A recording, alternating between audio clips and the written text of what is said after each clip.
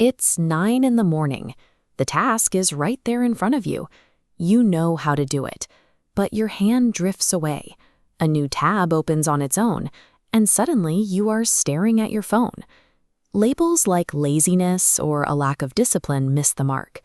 You don't have a scheduling problem. You have a brain reacting to a threat.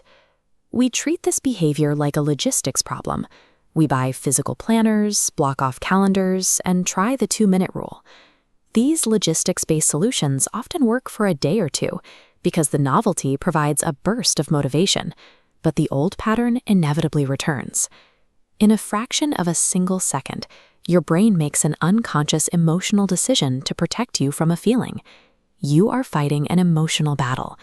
Until you treat it as one, every productivity hack you try will slide off you like water off a stone. Researchers Fuschia, Sirois, and Pychyl spent years studying why highly capable people delay the things they care about. They found that procrastination is a failure of emotion management. You avoid a task to achieve what they call short-term mood repair. A perfectly normal task can trigger a sharp, unpleasant physical reaction: anxiety about doing it badly, boredom because the work is tedious, or resentment that it was assigned. Your brain reaches for the fastest possible relief from that discomfort. This diagram shows the biological conflict happening inside your head. Deep inside your skull sits the amygdala. It is an ancient alarm system built strictly to keep you alive, and it does not care about your deadlines. When a task feels hard or uncertain, the amygdala flags that emotional discomfort as a literal threat. It fires an instant avoidance signal, pulling your attention away before your conscious mind even begins to process the situation. Your prefrontal cortex, the rational, planning part of your brain, operates much slower. It shows up a half-second late. By the time it activates, the impulse has already pushed your hand toward a distraction. You repair your mood in the present by passing the bill to your future self. The version of you sitting here today feels the discomfort in high definition. The future version of you, the one who will have to pull an exhausted all-nighter, feels like an abstract stranger. Every time you procrastinate, you are executing a highly efficient strategy to feel better right now. It is a repeated betrayal of the person you will become tomorrow. Consider a highly capable, ambitious guy named Daniel. He is sitting on a project that could advance his career. Every morning he sits down, feels a cold knot of dread in his chest, and decides to answer a few emails just to warm up. Those emails turn into news, the news turns into a video, and the project sits untouched. Escaping into those emails gives Daniel a sweet, immediate moment of relief, but the avoidance does not make the task disappear. It just sits there on his desk, generating a heavier emotional weight. This diagram outlines the compounding effect. The next time Daniel approaches the work, he is carrying both the original dread and the fresh shame of having dodged it yesterday. Driven people respond to a wasted afternoon by getting angry at themselves.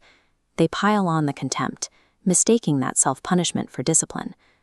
The research suggests this is a mistake. Attacking yourself creates more of the exact negative emotion that started the cycle. You feel bad, so your amygdala forces you to avoid the work, which makes you feel worse, driving you straight back into hiding. Trying to shame yourself into productivity is biologically doomed to fail. The struggle of self-criticism directly produces the feelings that drive the next escape. The first move to break this cycle is dropping the self-punishment. Acknowledging the slip without the drama stops the emotional loop from spinning. Then you pause. The next time you reach for your phone, name what you are running from out loud. Naming fear, boredom, or resentment takes the feeling out of the amygdala's grip and hands control back to your rational brain. Next, you shrink the task. Instead of finishing the report, you commit to writing one ugly sentence.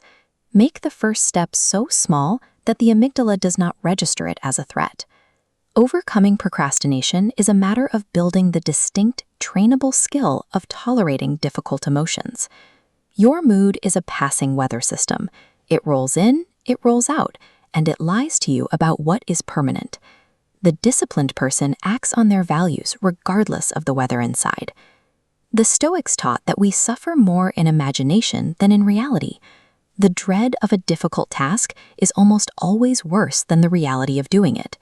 When Daniel finally leans into the dread, he finds that physical action is the one thing the amygdala cannot argue with. The fear shrinks the moment he starts.